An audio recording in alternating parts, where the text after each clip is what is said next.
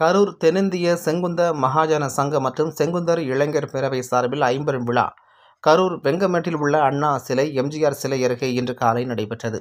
முன்னதாக முதல் நிகழ்வாக செங்குந்தர் மண்டபம் திறப்பு விழா நிகழ்ச்சியில் சிறப்பு அழைப்பாளராக திராவிட முன்னேற்றக் கழகத்தின் முன்னாள் மாநிலங்களவை உறுப்பினர் வழக்கறிஞர் RS பாரதி கலந்து கொண்டு மண்டபத்தை திறந்து வைத்தார்.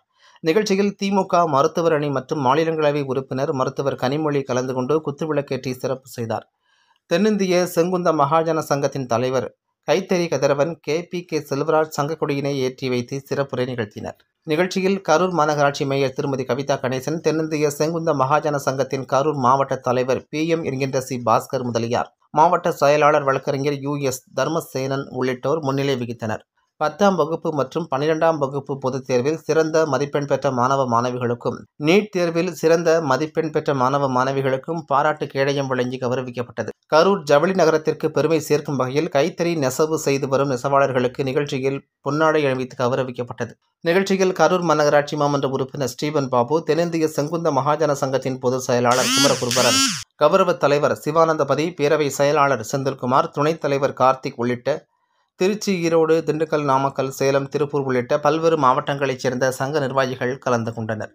நிகழ்ச்சியில் இறுதியாக தென்னிந்திய செங்குந்த மகாஜன சங்கத்தின் கரூர் மாவட்ட பொருளாளர் ராஜ்குமார் நன்றி உரை கூறினார்.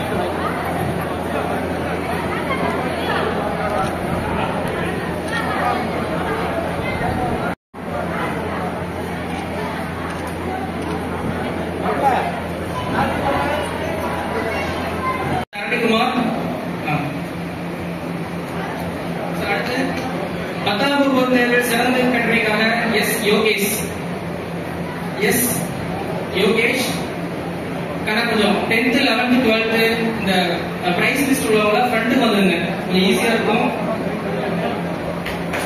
ஸ்டூடெண்ட்ஸ்லாம் கொஞ்சம் ஃப்ரண்ட்டுக்கு வந்துருக்கோம். அடுத்து 10ஆம் வகுப்பு தேர்வில் சிறந்த மதிப்பெண் பெற்றமைக்காக B.